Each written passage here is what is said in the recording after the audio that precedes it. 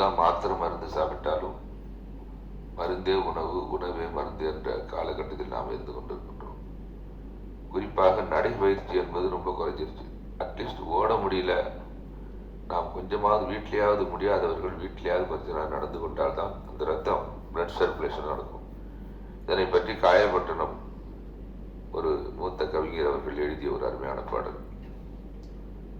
ஓடுவோம் வாருங்கள், ஓடுவோம் வாருங்கள், நாளை 2 வேளையும் காலை அந்தி மாலையும் உடல் கொண்ட சுகரினை கொழுப்பினை குறைக்க ஓடுவோம் வாருங்கள்.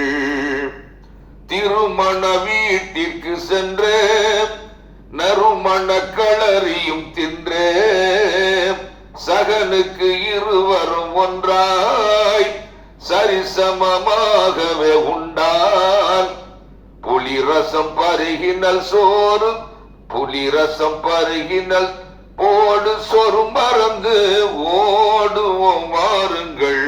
நாளை 2 வேளையும் காலை அந்தி மாலையும் உடல் கொண்ட சுகரினை கொழுப்பினை குறைக்க ஓடுவோம் வாருங்கள். இறுதியில் செவனப்பு கோலா, பெப்சி மிராண்டாவுடன் ஃபாண்டா, உறுதியாய் மனம் இவை கேட்கும், செரிமானம் சீர்கட்டு போகும், மறதியில் கூட இவை பருகாமல் ஓடுவோம் வாருங்கள். மலச்சிக்கள் மனச்சிக்கள் வாட்டிடும் போதும், மலச்சிக்கள் தகத்தாக்கிடும் போதும், தினம் இதை அனுபவிப்போரும் நிதம் உடற்பயிற்சியில் தீரும். அனுதினம் காலை அந்தி சாயும் வேளை ஓடுவோம் வாருங்கள்.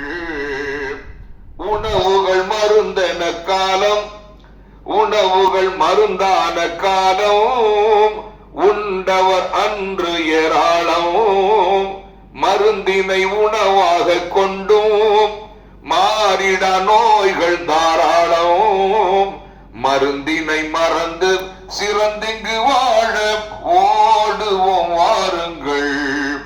பாதம் பிஸ்தாவுடன் நன்றே செய்த நல்லை பலகாரம், வாய் ருசியாகவே தின்றே நீ கொண்ட நோய் வழியாவும், நீ கொண்ட நோய் நொடியாவும், உடல் தங்கி தரும் பெரும் நோவினை போக்க ஓடுவோம் வாருங்கள்.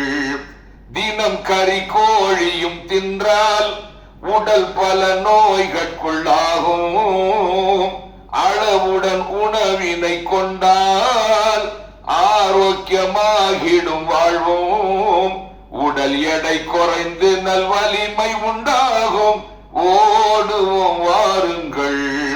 பகலினில் அரை வயிறு சோறும், இரவினில் ஒரு ரொட்டி போதும், தினம் இதை பேணிடும் யாரும் திடமுடன் வாழ்வில் எப்போதும், மருந்தையும் மாத்திரையும் மறந்திங்கு வாழ ஓடுவோம் வாருங்கள்.